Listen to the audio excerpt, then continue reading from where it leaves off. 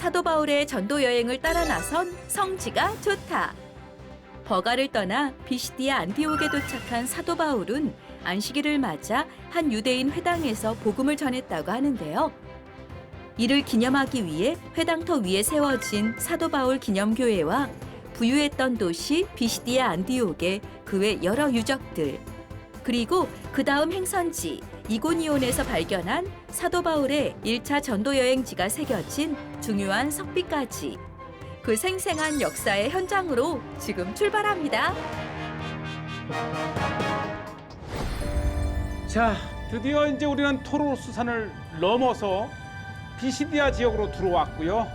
사도 바울의 1차 전도 여행의 가장 하이라이트 중에 하나인 비시디아의 안디옥을 향해서 갑니다.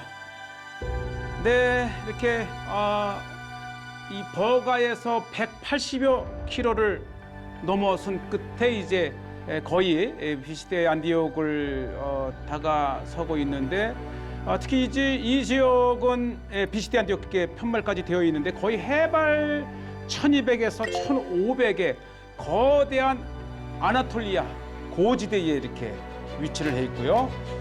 자, 드디어 비시디아 안디옥에 도착을 했고요. 자, 보시지요. 여전히 고원지대에 형성된 오늘날의 얄바츠라고 하는 현대 마을과 그 한켠에 이렇게 고대 유적 비시디아 안디옥. 야, 이렇게 드러내서 규모 있게 이렇게 보게 되시는데 굉장히 정말 거대했던 정면의 로마 시대 때의 신전에서부터 카르도 또 많은 로마 시대 때 길이 이렇게 잘 기획된 도시임을 볼 수가 있고요. 자, 이제 한번 안으로 들어가 봅니다. 이 모형도를 보면 굉장히 비시디아 지역에서 중요한 교통의 요지였고요. 또 이렇게 서쪽 문의 입구를 우리가 이렇게 들어가 봅니다. 비시디아 지역의 갈라디아는 이 부르기아 지역의 아주 거대했던 로마 시대 때의 도시였고요. 특히 우리가 들어가는 이 문은 서쪽 문, 그러니까 동서남북으로 나여 있는 서쪽 문을 통해서 오늘날 이 비시디아 안디옥 지역을 들어갑니다. 우리가 이제 성지순례에 와서 대부분 아마 이 문을 통해서 비시디아 지역을 방문하게 되는데, 이제 굉장히 그 남아있는 유적의 그 정교함이 굉장히 수준 높은 도시였었고요. 이 사도 바울 시대 때의 이 비시디아 안디옥은 이 갈라디아 지역에 속해 있었지만은 이 로마가 갈라디아로 통폐합하기 이전에는 이 지역이 부르기아 지역으로 불렸습니다. 이 부르기아 자체가 굉장히 산악이 험한 지역의 사람들이었기 때문에 용감하고 그리고 굉장히 거칠지요. 또 그만큼 강했다는 뜻입니다. 그래서 이 부르기아 지역의 이 동서남북으로 연결을 하고 있는 당대 로마 시대 때 주요한 이 중심 역할을 했기 때문에 정치적으로도 중요했고 또 이 경제적으로도 굉장히 부유했던 도시가 바로 비시디아 안디옥입니다. 이 수리아 지역에 안디옥이 있다면 지금 이 부르기아 지역에 이 비시디아 지역이라고 불렸던 이 지역에 또 하나의 안디옥이 있었죠. 자, 보시죠. 이제 도시 자체가 굉장히 잘 구획이 정해진 계획된 도시였던 것을 바로 이 중앙의 대로도를 보면 압니다. 벌써 이 발굴된 일부의 도로만 보더라도 보시죠. 이 잘 포장된 거대한 바위에 얼마나 많은 마차가 지나갔는지 그 홈이 패여일 정도로 도시가 컸고 굉장히 번화했던 도시. 사도 바울은 바로 1차 전도 여행 시에 버가를 지나 바로 이곳 비시디아에 있는 안디옥에 도착해서 이곳 회당에서 복음을 전했습니다. 네, 이제 회당이 있을 정도면은 그만큼 많은 유대인들이 이곳에 살았다고 하는 것이고요. 자, 이렇게 이제 그런 이제 동서로 나 있는 이제 데코마누스 막시무스라고 하는 길이 있고, 또 남북으로는 이제 카르도 막시무스가 있어서 로마 시대 때의 길만큼은 정말 잘 발달이 되었고 그 무엇보다도 이제 극장이 또 이렇게 있었습니다. 이 자그마한 극장이지만 5천여 명이 관람할 수 있는 이 극장이 바로 이렇게 서쪽을 바라보고 있습니다. 그러니까 이 발굴된 지역은 정말 군데 일부이지만은 얼마나 비시디아 안디옥이 굉장히 규모가 컸었고 이 부르기아 지방의 아주 중심을 이루는 도시였음을 오늘날의 유적지를 통해서 알 수가 있습니다. 우리는 사도 바로 1차 전도 여행지를 따르면서 이제 드디어 비시디아 안디옥에 이렇게 도착을 했고요. 이곳에서는 도착하자마자 안식일에 복음을 전하고 정말 대단한 열매를 맺었던 그러면서 많은 유대인들의 시기로 오히려 이제 이곳을 떠나 이고니온으로 떠났던 그 사도 바울의 비시디아 안디옥을 이렇게 보고 계시고요. 비시디아의 중심에 와 있는데요. 이쪽에는 로마 시대 때의 아주 전형적인 신전이 위치를 해 있고요. 그 다음에 바로 이 신전 맞은편에는 비잔치 시대 때의 교회터가 있는 걸 보니까 교회도 신전 맞은편에 있었고요. 네, 이렇게 신전과 거대한 남북을 낸 길이 있고요. 특히 이 중앙의 신전 맞은편에는 또 비시디아 안디옥의 아주 중심에 이렇게 교회가 있습니다. 바로 이 교회는 이 아주 센터를 처치를 할 정도로 중심을 이루는 교회가 이렇게 있었어요. 그리고 이 교회 맞은편에는 저렇게 로마 시대 때 신전이 또 위치를 해 있었습니다. 이렇게 다 무너지고 이렇게 흔적도 없이 사라졌지만 그래도 이 바닥에 그런 옛 교회터를 이렇게 조금 복원을 해서 돌도 쌓아 놓으면서 정말 비잔치 시대 때 이곳에서 예배했던 비시디아 안디옥의 교회의 모습을 이렇게 정면에 아주 잘 교회의 형태가 보입니다. 자, 이 카르도를 따라서 조금 더 북쪽으로 가게 되면은 또 요거 굉장히 중요했던 또 하나의 중심지가 이렇게 있습니다. 바로 이곳이지요. 바로 그 위쪽에는 또 교회도 있었고요. 네, 아주 정말 수준 높았던 부르기아 지역의 비시디아 안디옥의 여러 모습들을 보면서 2000년 전 복음을 들고 이 땅을 찾았던 사도 바울의 그 흔적을 이렇게 봅니다.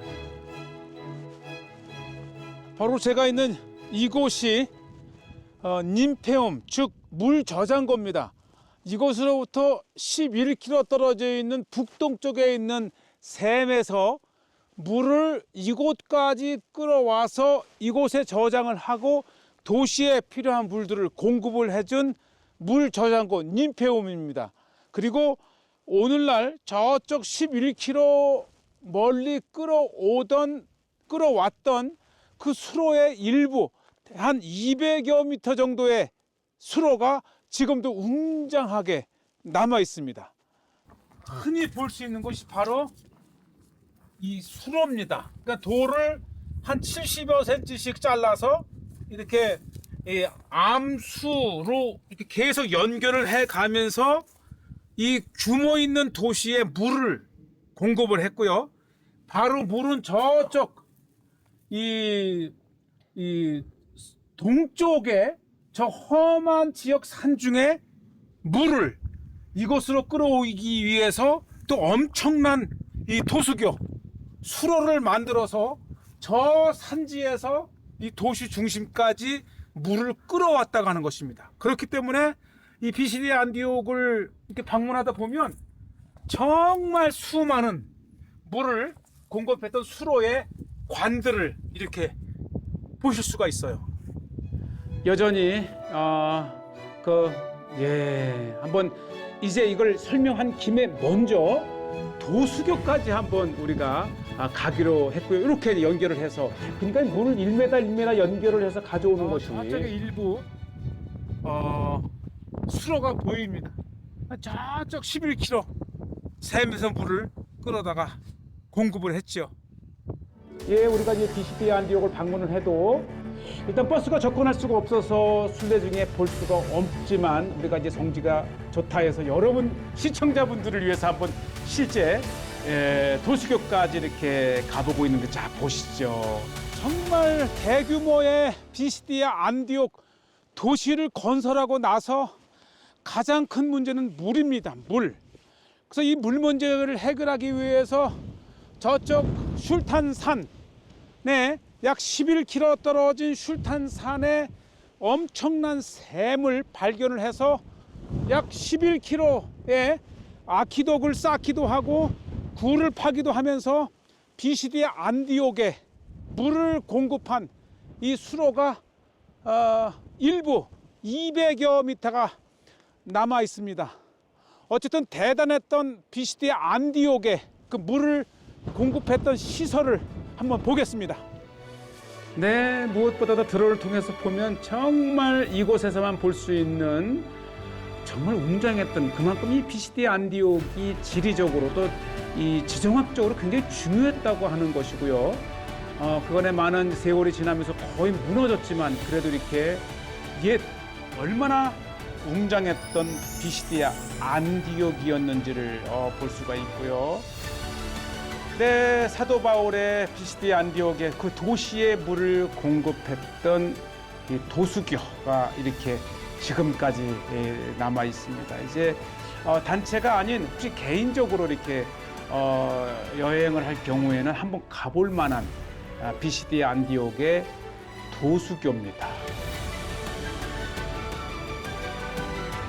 네, 정말 주변을 봐도 해발 1200, 1500 고지의 아주 거친 부르기아 지역에 이렇게 지역을 보게 되겠고요. 자, 우리는 계속해서 이제 비시디아 안디옥의 유적들을 이렇게 보고 계시는데 이곳이 이제 세 번째 교회를 이렇게 지나고 있습니다.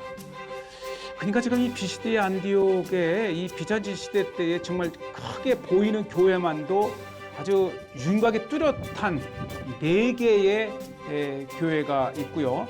그 중에 하나가 이제 사도 바울의 기념 교회라고 하는 곳이 이렇게 있는데, 자, 이곳은 이제 로마 시대 때의 목욕탕입니다. 예, 이제 개방을 하지 않아서 지나가다 잠깐 보여드렸지만은 이제 이렇게 목욕탕이 있었고요. 자, 이제 오늘의 하이라이트는 바로 비시디아 안디옥의 회당터 위에 세워졌다고 하는 사도 바울 기념교회입니다. 이 비시디아 안디옥 지역에서 가장 중요한 곳 한 곳을 꼽으라면 바로 비시디아 안디옥의 사도 바울 기념 교회입니다. 이 교회는 그 이전 유대인 회당터 위에 세워졌다고 하고요. 회당이 중요한 것은 사도 바울이 버가에서 떠나 이 비시디아 안디옥에 도착해서 바로 비시디아 안디옥의 회당에서 복음을 전합니다.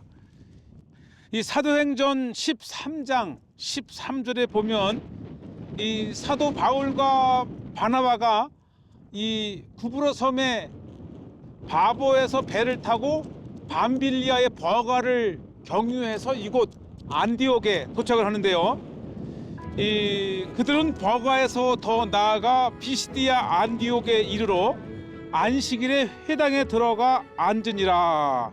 율법과 선자의 글을 읽은 후에 회당장들이 사람을 보내어 물어 이르되 형제들아, 만일 백성을 권할 말이 있거든 말하라 하니 바울이 일어나 손짓하며 말하되 이스라엘 사람들과 및 하나님을 경외하는 사람들아 들으라 하면서 바로 이곳 비시디아 안디옥의 회당에서 복음을 전합니다. 놀라운 역사가 일어나고 다시금 이 비시디아의 대부분의 사람들이 사도 바울의 말씀을 듣기 위해 모였다라고 기록이 되어 있습니다. 그 사도 바울이 복음을 전했던 유대인 회당터에 지금의 기념 교회가 이렇게 세워져 있습니다.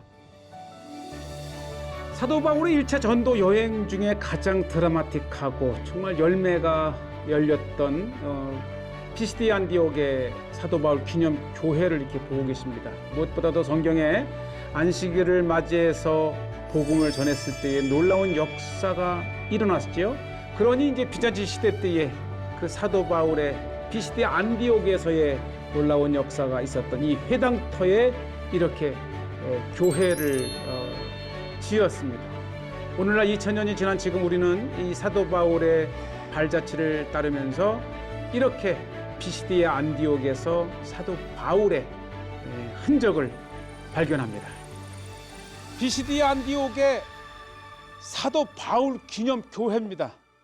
전통적으로 사도 바울이 피시디의 안디옥에 도착을 해서 한 회당에서 복음을 전했다고 하는데 그 사도 바울이 복음을 전한 그 회당터 위에 바로 지금의 교회가 세워졌다고 이렇게 이야기를 합니다. 2000년 전 1차 전도 여행 때에 피시디의 안디옥을 방문했던 사도 바울은 이곳 어딘가에서 피시디의 안디옥의 사람들을 향해서 복음을 전했던 그 메아리가 들려오는 것 같아요. 맞아요. 잠시 앉아 말씀을 묵상하노라면 이 사도 바울의 음성이 들리는 듯한 정말 역사적인 현장을 이렇게 보고 계십니다. 우리가 이제 성지 순례를 이 소아시아 튀르키예로 떠나게 되면 우리가 찾는 피시디아 안디옥에서 이 감동의 현장을 이렇게 직접 서볼 수 있습니다. 네, 피시디아 안디옥 사도 바울 그냥 교회의 모습이 바로 이렇게 요 앞에 아주 오늘 드론을 통해서 방금 보셨고요. 자, 이제 사도 바울은 이 피시디아 안디옥을 떠나서 다음 행선지가 바로 이고니온입니다. 네, 우리는 이제 그 사도 바울의 발자취를 따라서 실제 이곳 피시디아 안디옥을 떠나서 다시 이고니온을 향해서 또 갑니다. 네, 정말 거대한 땅, 튀르키예 땅입니다. 정말 곳곳에 사도 바울의 역사를 따라서 자, 이제 이고니온과 루스드라와 더베를 앞두고 우리는 이제 드디어 이고니온에 도착을 했고요. 이제 이고니온은 현대의 꼬냐라고 하는 중앙 아나톨리아 지역에서 가장 큰 도시 중에 하나를 이루고 있고요. 거의 인구 50만 명의 거대한 도시이기도 한 이고니온 꼬냐에 도착을 했습니다. 자, 우리는 이곳에서 사도 바울 기념 교회가 있다고 해서 찾아왔고요. 이 교회는 이제 카톨릭 교회이고요. 자, 보이시죠? 특히 이 꼬냐는 무엇보다도 이슬람의 성향이 가장 강한데도 불구하고 이곳에 이렇게 사도 바울 기념 교회가 있습니다. 사도 바울의 역사적인 1차 전도 여행 때에 복음을 전한 이고니온입니다. 오늘날의 이고니온 이 땅에 바울을 기념한 사도 바울 기념 교회가 이렇게 있습니다. 네. 근데 아쉽게도 문을 닫았어요.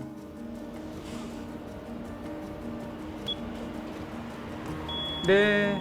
나중에 이제 직원이 썬데이 주일에만 잠깐 문을 연다.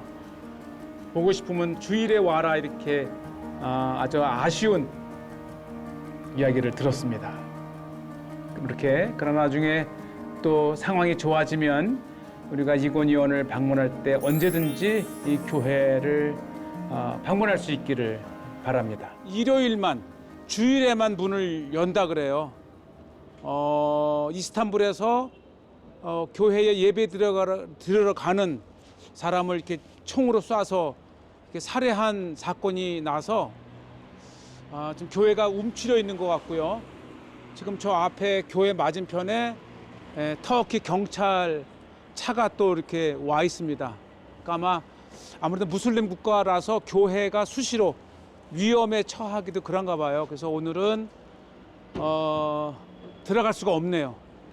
대신 제가 이전에 찍어 놓은 이 안쪽의 모습을 대신 보여드리겠습니다. 네, 이렇게 정제가 좋다 해서 이고니온 편을 이렇게 찾아서 유튜브라도 보시게 되면 안에 아주 상세한 내용들을 보실 수가 있고요. 자, 그럼 이고니온에서 우리가 또 하나 볼 수 있는 것이 무엇이 있을까? 바로 박물관입니다. 이고니온, 그러니까 꼬냐 박물관에 정말 귀중한 사도 바울 시대 때의 발굴물을 이곳에서 보시게 되는데, 먼저 이제 이고니온 꼬냐 박물관은 정말 이 2000년 전 그 이전 로마와 헬라 시대 때에 얼마나 거대했는지를, 이고니온은 사도 바울 당시 때 1차 전도 여행 때에 둘렀던 성읍인데, 당시에 로마의 성읍으로 굉장히 발달되었던 것을 볼 수 있는 것이 바로 이고니온, 오늘날의 꼬냐의 고고학 박물관인데요. 한번 보시죠.